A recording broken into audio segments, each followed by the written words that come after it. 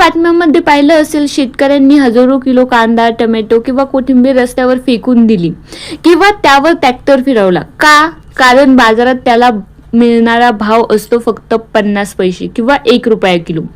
शेतकऱ्याला आपल्या माल बाजारापर्यंत आणण्यासाठी जो गाडी भाड्याचा खर्च होतो तो खर्चही निघत नाही. कधी कधी तर माल विकून आल्यावर शेतकऱ्याच्या हातात पैशांच्या ऐवजी पट्टी येते, म्हणजेच त्याला खिशातून पैसे द्यावे लागतात.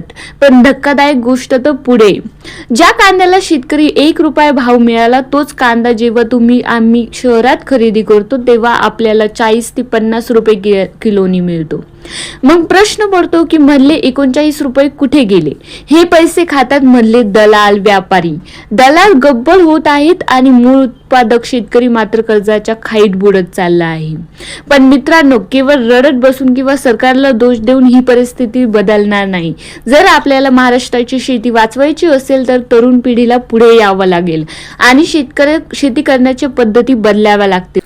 पूर्ण व्हिडिओ पाहायचा असेल तर लिंक बायोमध्ये नक्की बघा. सत्य घटना, अचूक विश्लेषण. तुम्ही पाहतात इन्फो पत्ता.